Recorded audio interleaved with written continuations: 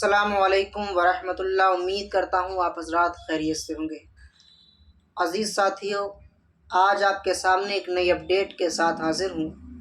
आप इसको पूरा सुने, छोड़ कर ना जाएं। बात यह है कि आपने ये सुना होगा कि एक रामगीरी बाबा जिसने हमारी पैगंबर जनाब मोहम्मद मुस्तफ़ा सल्लल्लाहु ताला अलैहि वसल्लम की शान में गुस्ताखी की थी, ये शख्स अभी तक गिरफ़्तार क्यों नहीं हुआ है? तो हम इसकी तफसील आपके सामने रखते हैं। इससे एक इंटरव्यू लिया गया, इससे ये पूछा गया कि तुम्हें अभी तक गिरफ़्तार क्यों नहीं किया गया? तो बाबा ने ये कहा कि मेरे पास अभी तक न कोई नोटिस आया है और ना ही मुझसे इस मामले में कोई बात की गई है।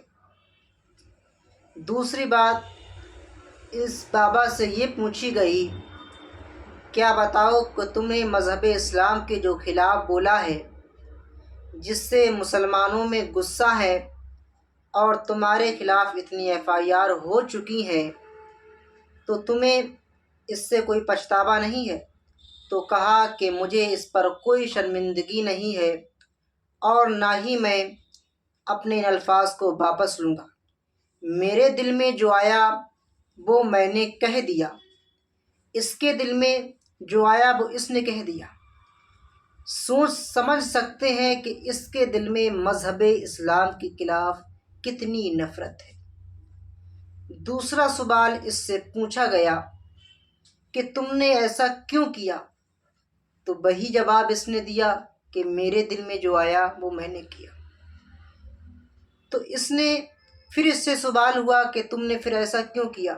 तो इसने ये कहा कि बांग्लादेश के हिंदुओं के साथ जो अत्याचार हो रहा है, वहाँ पर जिस तरीके से मुसलमान हिंदुओं के साथ अत्याचार कर रहे हैं, तो मैंने उस बात को लेकर ये बयान दिया था। आप समझ सकते हैं कि बांग्लादेश के हिंदुओं के साथ अत्याचार हो तो ये जनाब बयान दे, लेकिन हमारे इसी मुल्क के अंदर मुसलमानों के ख़िलाफ़ अत्याचार हो तो कोई बयान देने के लिए तैयार नहीं होता। आप समझ सकते हैं, इस बंदे को कोई नोटिस नहीं दिया गया। गिरफ़्तारी की मांग सबने की, लेकिन अभी तक गिरफ़्तारी नहीं हुई। दूसरी बात ये कि सरकार ने इसको और सिक्योरिटी बढ़ा दी, इसकी सुरक्षा के लिए पुलिस इंतज़ाम यहाँ अपने लगा दिए गए। आप इसके इंटरव्यू को भी सुने और आप समझ सकते हैं कि मुसलमानों के साथ आज कैसा व्यवहार हो रहा है।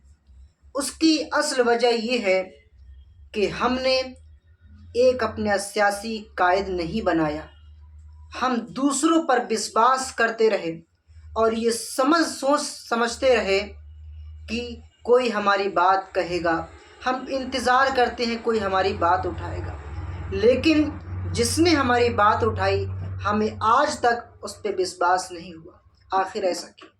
हमें एक पर विश्वास करना पड़ेगा, हमें अपनी सियासी क़ियादत बनानी पड़ेगी, वरना आप ऐसे ही झुलसते रहेंगे, आपके बारे में ऐसे ही कहा जाता रहेगा। आप पहले इसके इंटरव्यू को सुने कि इसने क्या कहा। जानना चाहेंगे कि जो बयान आपने दिया था, क्या अभी भी आप उस पर कायम हैं? क्या आप उसको वापस लेना चाहते हैं? क्योंकि बहुत रोष है, जो मुस्लिम समुदाय है उसमें बहुत रोष है। जो बयान मैंने दिया है वो किसी ग्रंथ के आधार पर दिया है। दूसरी बात यह है, वो इतिहास है। इतिहास कौन कहता है, क्या कहता है, ये बात नहीं है। इतिहास तो कभी बदल नहीं सकता, जो है वो है। तो जो सत्य है उसको उजागर करना है तो हमारा धर्म है, हमारा कार्य है, बस इसके अलावा क्या है। लोग बहुत आक्रोशित हैं, जगह जगह पर लोग भूख हड़ताल में बैठे हैं, पुलिस थानों पर धरना। तो उन्होंने नहीं होना चाहिए, क्योंकि जो बात मैंने कही है, जो सत्य के आधार पर कही है, बात तो बांग्लादेश में जो चल रहा है, आज भी चल रहा है, हिंदुओं पर जो अत्याचार हुए, और उसी पर प्रतिक्रिया मैं दे रहा था मेरे प्रवचन में। उस पर मैंने वो उदाहरण दिया तो अब उदाहरण तो हर व्यक्ति देता है, किसी इतिहास में हो, किसी पुराण में हो। तो उस उदाहरण के दौर पर मैंने वो कहा था। अब वो बवाल करना न करना वो उनका विषय है। बात तो यह है कि देश संविधान से चलता है और संविधान से हर व्यक्ति को अपना मत व्यक्त करने का हक होता है। मैंने हक के कारण जो संविधान कहता है उस हिसाब से मैंने मेरा मत व्यक्त किया। जी, 58 FIR हुए आपके खिलाफ, 58 FIR हुए। क्या पुलिस ने कोई संपर्क किया है? और ये अगर आपको लगता है कि आपने इतिहास के बारे में जानकारी दी है तो इतने FIR क्यों हो गए? नहीं तो FIR किए हैं तो उन्होंने किए हैं और आज तक मेरे पास वो कुछ आया नहीं है, इसलिए मैं उसके बारे में कुछ जानता नहीं हूँ, कुछ मुझे पता नहीं। पुलिस ने कोई संपर्क नहीं किया आपसे? नहीं, अभी कोई संपर्क नहीं। आप कोर्ट जाने का उस विषय में कोई संपर्क नहीं हुआ। उस विषय में कोई संपर्क नहीं हुआ? नहीं। मतलब आपके खिलाफ मामले दर्ज हो रहे हैं, ये जानकारी पुलिस ने आपको दी हो? कहीं बाहर से जानकारी मिली हमें कि लोग केस दर्ज कर रहे हैं, लेकिन जब नोटिस आएगी तो उसका जवाब हम कोर्ट में देंगे। कोर्ट में भी ये मामला पहुंचा था तो कोर्ट ने पुलिस को कहा है, महाराष्ट्र पुलिस को, कि आपका जो बयान है वो सोशल मीडिया से हटाया जाए, साइबर पुलिस की मदद लेके सोशल मीडिया से हटाया जाए उस बयान को। जी, क्या कहेंगे उस पर आप? नहीं, ये बात मुझे भी पता नहीं है। मैंने तो उस समय परिस्थिति के अनुसार वो बयान दिया है जी, और उससे इतना बवाल होगा ये भी बात मेरे दिमाग में थी नहीं। क्यों हुआ ये भी मुझे पता नहीं, लेकिन प्रवचन चल रहा था। प्रवचन में एक प्रसंग में बता रहा था पितामह भीष्म की बात। जी, भीष्म प्रयाण के समय पितामह भीष्म ने धर्मराज को राजधर्म बताया। जी, उस राजधर्म में भीष्माचार्य ने कहा था ये राजा का पहला कर्तव्य होता है कि अपने आंखों के सामने कोई अत्याचार अन्याय होता है तो उसको प्रतिकार करना चाहिए, और प्रतिकार करने की क्षमता होते हुए भी कोई राजा प्रतिकार नहीं करता है तो पाप करता है। तो ये विषय पर हम चर्चा कर रहे थे प्रवचन में। उस विषय में ये बांग्लादेश का विषय आ गया, तो मैंने उस विषय पर प्रकाश डालने का प्रयास किया कि बांग्लादेश में जो हो रहा है, हिंदुओं पर अत्याचार हो रहा है और महिलाओं को रेप हो रहे हैं। जी, कितने महिलाओं पर रेप हो रहे हैं, तो ये लोगों को कहां से प्रेरणा मिलती है? बात या धर्म की नहीं, बात अराजकता की है। जी, जो अराजकता हो रही है, तो उस अराजकता के कारण मैंने, मेरे दिल में जो आया वो उस समय मैंने कह दिया। और वो प्रवचन चल रहा था और सामने तो 1 लाख लोग बैठे थे। जी, तो उसमें ऐसा कुछ विवादास्पद मैंने कहा ऐसा मुझे नहीं लगता है, लेकिन जिनको लगता है तो अब उनके बारे में हम क्या कह सकते हैं। वही वो कह रहे हैं कि अराजकता को आपने इस्लाम धर्म से जोड़ दिया। अराजक वो दिख रहा है ना, अभी बांग्लादेश में कौन कर रहे हैं हिंदुओं पर अत्याचार? जो दिख रहा है वो क्या है, और जो इतिहास है वो कहां है? उसमें अपनी ओर से तो मैंने कुछ नहीं कहा। आपको लगता है कि ये जो आपने तो नासिक में कहा, एक सिन्नर छोटी सी जगह पे कहा, हाँ। अब ये पहले पूरे महाराष्ट्र में फैला, फिर पूरे देश में फैला, अब तो देश विदेश हर जगह पे ये लोगों के पास ये वीडियो पहुंच गया। आपको लगता है कि इसके पीछे कोई ना कोई साजिश है, जानबूझ के ये कर रहा है? हो सकता है, क्योंकि इतना तो हमने कुछ कहा नहीं है, फिर भी उनका बवाल जो मच रहा है उसके कारण आगे पीछे कुछ भी हो सकता है।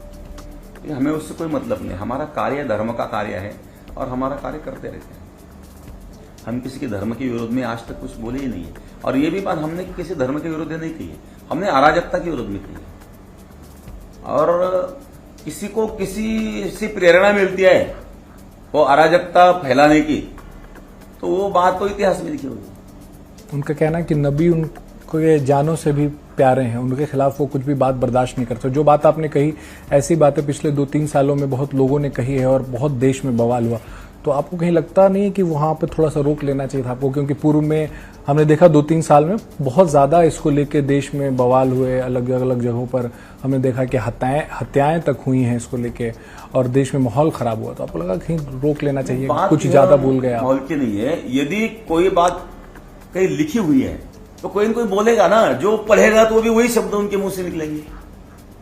वो बात तो मौलाना लोगों ने भी कही है, जो हमने कही है वो बात मौलाना लोगों ने कही है। बात अब जैसे रामायण है, महाभारत है, ये जो पौराणिक ऐतिहासिक ग्रंथ है, कोई पढ़ेगा तो राम ने क्या किया है, कृष्ण ने क्या किया है और किसी ने क्या किया है, वो तो किसी भी धर्म का हो, वो तो पढ़ेगा तो वो शब्द सामने आएंगे।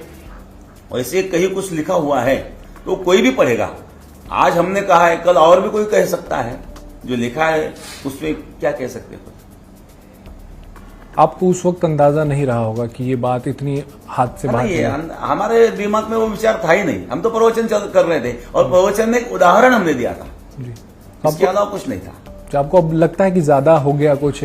आपको लगता है कि जो आक्रोशित लोग उनको शांत करने के लिए कुछ आपके तरफ से मैसेज एक जाना चाहिए? मेरा तो मैसेज यह है कि नहीं, मैं मुस्लिम भाइयों को भी कहूंगा कि आप ऐसा आक्रोश मत करो। ये आपकी भी जिम्मेदारी है कि यदि आप लोगों में कोई अराजकता करने वाले लोग हैं तो उसको कंट्रोल करना आपका कर्तव्य है। हिंदुओं में यदि कोई अराजकता करने वाले लोग हैं तो हम लोगों का भी कर्तव्य होता है कि हम उनको समझाएं। वैसे आप लोगों को भी एक अपना कर्तव्य है कि उन लोगों को समझाएं। सर तन से हाँ जी बताएं आप। जो बात हर किसी में अच्छे बुरे लोग रहते हैं, बिल्कुल। बाकी जो लोग हैं, अभी अपने हिंदू धर्म में भी ऐसे कुछ बातें थी जो कुप्रथाएं लगती थी किसी को, तो उस समय लोगों ने मान लिया कि कुप्रथाएं उनको छोड़ दी। जी। यदि उन लोगों को भी यह समझना चाहिए कि ऐसे कुछ कुप्रथा है कि जिससे किसी का दिल दुखता है, तो ऐसे बातों को तो छोड़ना चाहिए उन लोगों में भी, और कट्टरता को दूर करना चाहिए। लेकिन उस बयान को लेकर कोई खेद प्रकट नहीं करना चाहते आप? नहीं, बयान तो हमने गलत दिया ऐसा हमें लगता नहीं। हम खेद क्यों, और हमारा उद्देश्य भी नहीं है ऐसा कुछ करने का, कहने का। अभी कोई उसका अर्थ कुछ लगाएंगे तो हम क्या करेंगे। आपके खिलाफ सर तन से जुदा के नारे भी लग रहे हैं। पुणे में आपके खिलाफ FIR के लिए लोगों ने जुलूस निकाला था, उसमें कुछ ऐसे तत्व थे जिन्होंने ये नारे लगाए, इस तरीके के नारे लगाए।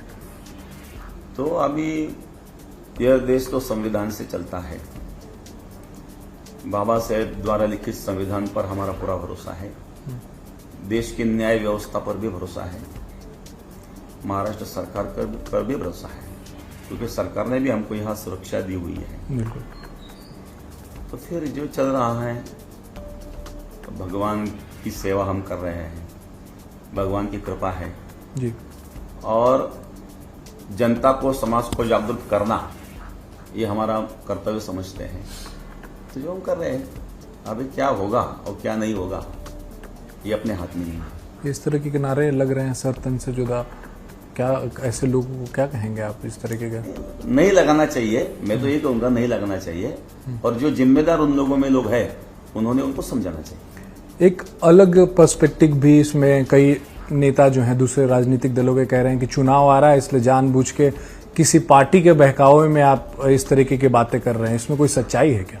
नहीं, ऐसा कहने वाले जो लोग हैं ना, उन लोगों को मैं ये कहना चाहता हूं कि आप बांग्लादेश में जो हुआ उन मुसलमानों को बोलो कि आपने हिंदुओं पर अत्याचार उसी समय क्यों किया, हमारे इलेक्शन आ रहे हैं। बात तो इलेक्शन की थी नहीं, और हम तो पूरे राजनीति से परे हैं जी। आज तक हमारा इतिहास में ऐसा कोई भी बात हमने कही नहीं है किसी राजनीतिक दल को सपोर्ट के हिसाब से जी। क्योंकि हमारे पास कांग्रेस के भी लोग आते हैं, राष्ट्रवादी के लोग आते हैं, सेना के लोग आते हैं, भारतीय जनता पक्ष के लोग आते हैं, सामाजिक कार्य करने वाले लोग आते हैं और आध्यात्मिक कार्य करने वाले लोग आते हैं। तो ये बात तो है नहीं, क्योंकि भक्तों तो हमारे सभी पक्ष के हैं जी। और आज तक हमने किसी पक्ष की बाजू तो हमने कुछ ली नहीं है। मैं तो बार बार ये कहता हूं कि ये जो बात निकली है वो उसी से निकली है, बांग्लादेश से जो हुआ है उससे बात निकली है, उसका इलेक्शन से कोई संबंध नहीं है। ये बात इसलिए विपक्षी दल के नेता कह रहे हैं क्योंकि उसी सप्ताह में, जिस सप्ताह में आपने ये कहा था, जो जिसके बाद विवाद हो गया, उसी सप्ताह में मुख्यमंत्री आपके मंच पे आए, उन्होंने कहा कि आपके केस को भी कोई छू नहीं सकता, आपके बाल को भी कोई छू नहीं सकता, बाल बांका नहीं कर सकता। इसलिए बातें जो है कही जा रही हैं कि कहीं किसी राजनीतिक पार्टी के बहकावे में आके तो आपने ये बातें नहीं कही। नहीं, हमारे यहाँ सप्ताह में हर साल लोग आते हैं जी। और सभी पक्ष के लोग आते हैं। मुख्यमंत्री भी बहुत बार आ चुके हैं, केंद्रीय मंत्री आ चुके हैं और हर पक्ष के लोग आ चुके हैं। इसके यह अर्थ नहीं होता है। और वो मुख्यमंत्री आए हैं तो अच्छी बात है, अच्छे काम के लिए कोई सपोर्ट कर रहा है तो मैं तो उनको शुक्र अदा करता हूँ। मुख्यमंत्री हो कोई भी हो, और भी कोई यहाँ होता और वो यदि ऐसी बात कहता तो हम उनका भी शुक्रिया अदा करते। नीतीश राणे ने जिस तरीके से आपके समर्थन में रैली निकाली और उसके बाद जो मंच से बयान दिया, घुस के मारने की बात कही कि मस्जिदों में घुस के मारेंगे अगर रामगिरी महाराज के बारे में कुछ भी बोला, तो उस बयान को कैसे देखते हैं? उसके बाद भी एक माहौल और खराब हुआ है। अब लोगों की भावनाएं हैं और भावनाएं लोग व्यक्त कर रहे हैं, उससे मेरा तो कोई मतलब नहीं है। मैं तो हमारे कार्यक्रम में जा रहा हूं, कार्यक्रम चल रहा है। यहाँ की कथा प्रवचन की परंपरा रही है। गंगागिरी महाराज ने जो यहाँ परंपरा शुरू की, 200 साल की यह परंपरा है और इस स्थान से 1000-1200 गांव जुड़े हुए हैं और साल में उन गांवों तक हमें पहुंचना होता है और इसलिए पूरा साल हमारा व्यस्त रहता है और उस व्यस्तता में आज भी हम हैं और वो कार्यक्रम हमारे चल रहे हैं। इसलिए किसी बात पर हम ध्यान नहीं दे रहे हैं। बाकी यह है कि कानून के हिसाब से जो होगा तो उनके लिए अब हम भी कुछ वकील लगाएंगे और वो बातचीत चलती रहेगी और जो कानून कहेगा वो तो हमें कबूल ही मान्य है, क्योंकि देश कानून से चलता है। जी। बाबा साहब पर मेरा भी भरोसा है, जिन्होंने ये कानून लिखा है और कानून का अमल होना चाहिए। उन लोगों ने भी कानून का ही अमल करना चाहिए। जी। तो नीतीश, जब कानून की बात करें तो नीतीश राणे विधायक हैं, सरकार उनकी पार्टी की है, वो जब इस तरीके का बयान करते हैं, आपके समर्थन में आए और इस तरीके का बयान वो दे के गए, उसके बारे में आपकी राय क्या है? क्या कहते हैं कि ऐसे बयान दिए जाने चाहिए? नहीं, ऐसे बयान की कोई आवश्यकता नहीं है, लेकिन दिया है तो उनको प्रश्न उनको पूछना चाहिए।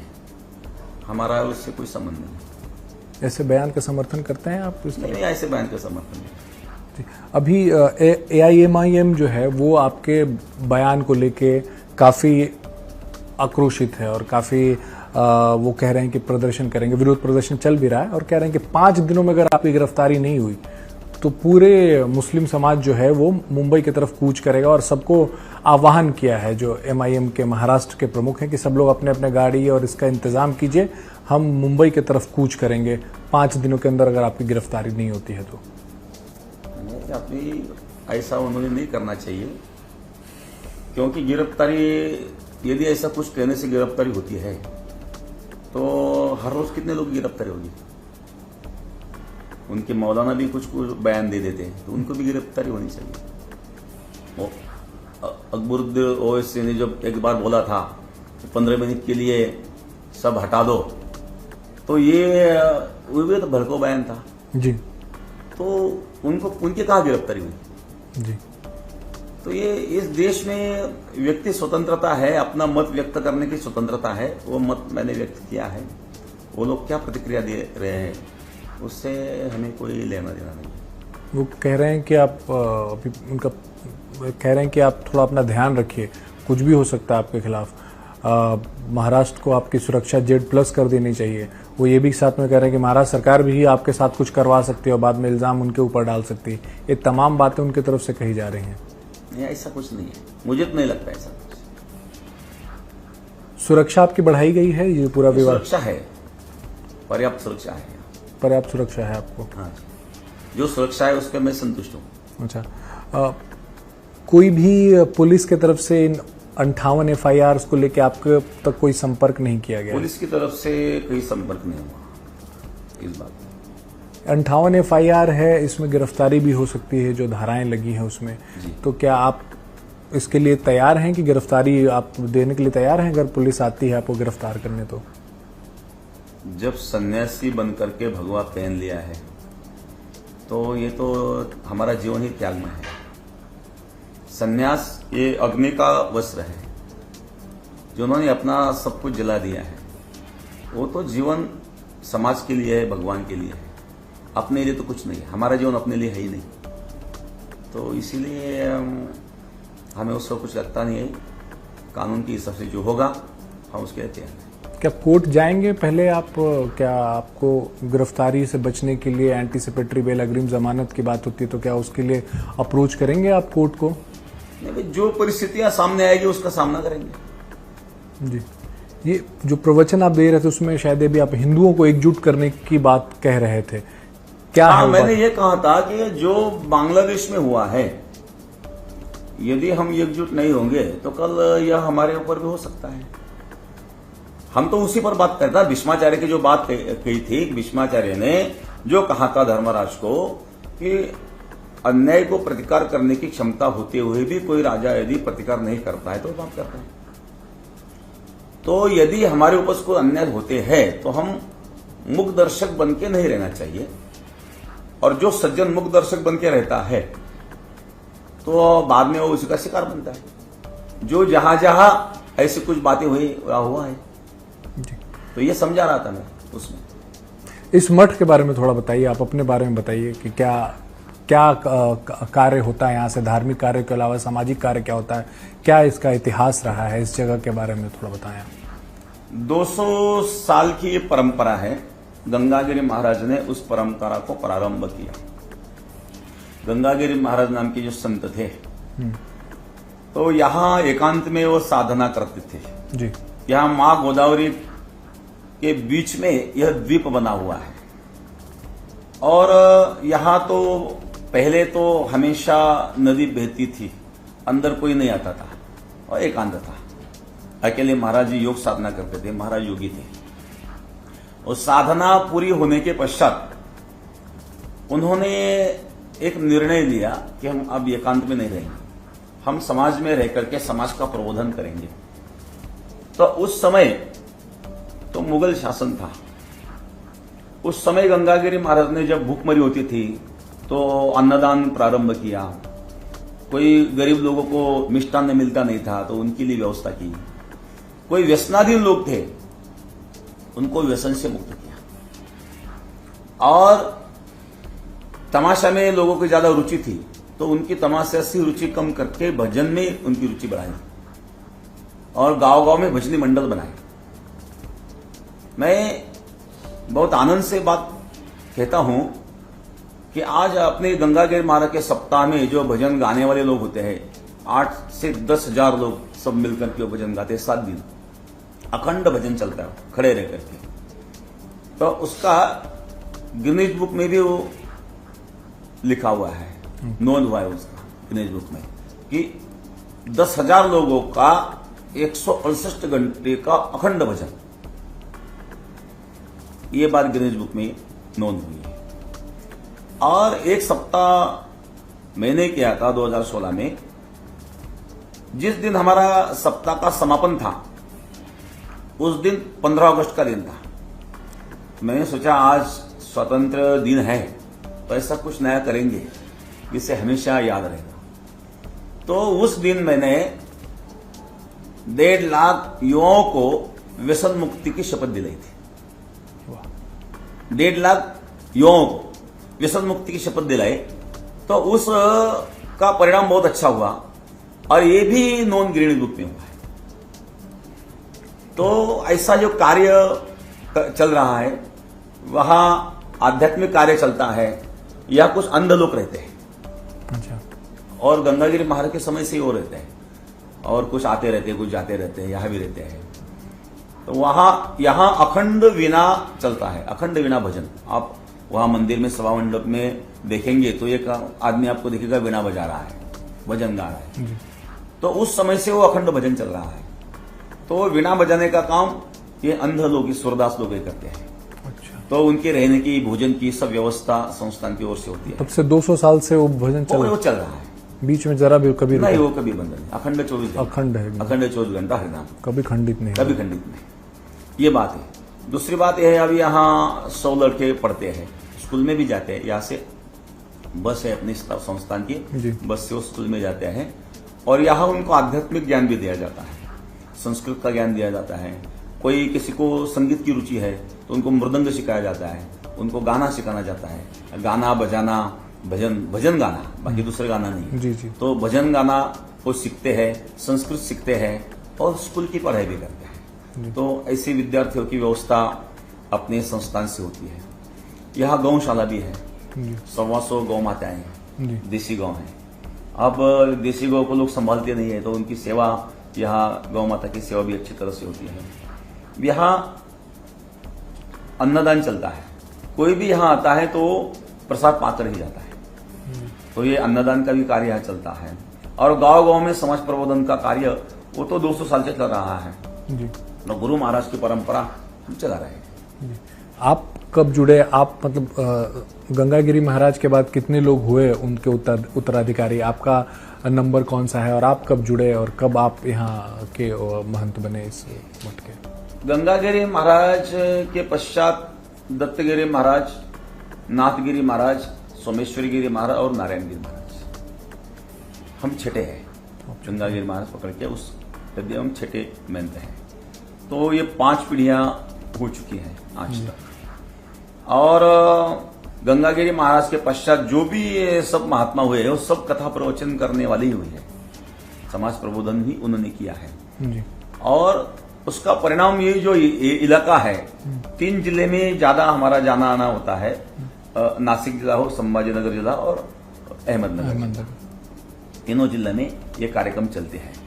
तो ऐसे 5 महात्माओं ने समाज जोड़ने का काम किया और आज तक यही परंपरा चली आ रही है। फिर से थोड़ा सा विवाद जो हुआ है उस पर आते हैं। कई ऐसे भड़काऊ हम लोगों को देख रहे हैं कि जो आपके बयान को लेके अपने समाज को, कई वीडियो ऐसे वायरल हैं, कई जो मुस्लिम युवक हैं वो लोगों को भड़का रहे हैं, लोगों को थाने में ले जा रहे हैं, वो भड़का रहे हैं। आपको लगता है कि इस आपने जो कहा उसके पीछे वो अपनी रोटी सेक रहे हैं और अपने को पब्लिसिटी दिलाने की कोशिश कर रहे हैं? पब्लिसिटी, सस्ती पब्लिसिटी दिलाने के लिए ये कर रहे हैं, नहीं तो ऐसा कुछ नहीं है।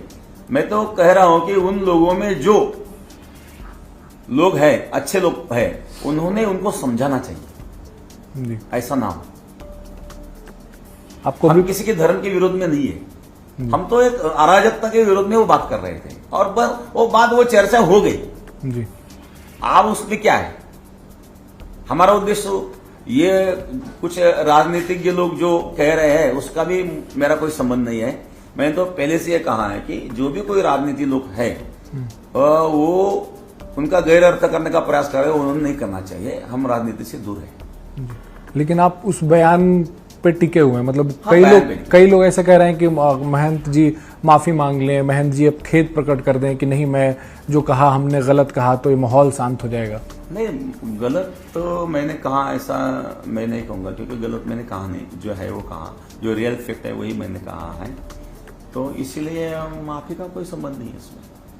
और बॉम्बे हाई कोर्ट ने भी लेकिन आपकी जो बयान है उसको हटाने को कहा है, सोशल मीडिया जहां पे है सब हटाया जाए उसको। कोई बात नहीं, नहीं बात तो ये हमारा 1.5 घंटे का प्रवचन है, वो उसमें से वो क्लिप निकाली गई। किसी को कुछ करना था और दिखाना था, वो बात अलग है। किसने निकाली गई हमें कोई पता नहीं। हमारा प्रवचन तो 1.5 घंटे का है और उसमें तो हमने सब अध्यात्म, वो पूरा सुनेंगे तो समझ में आएगा। 1-2 मिनट में क्या समझ में आएगा? आपको लगता है किसी ने अपने फायदे के लिए उतना ही क्लिप निकाला है और उसको वायरल किया? बस अपने फायदे के लिए वो क्लिप निकाल करके वायरल किया है और उस क्लिप के कारण वो हो रहा है। यदि उसमें से कोई 20-25 मिनट का भाग वो निकालते तो भी वो समझ में आया, क्योंकि मैंने उसमें वो भीष्माचार्य की बात भी बताई थी, मैंने वो बांग्लादेश की बात बताई थी। तो उस संबंध में एक उदाहरण हमने वो दिया था, बस इतना ही था।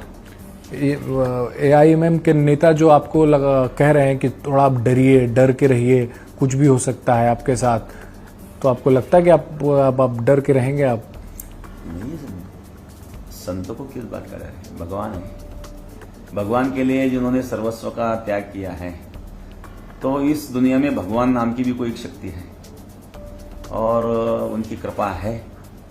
और यदि जो होना है वो होना है, उसे डरने की क्या बात है?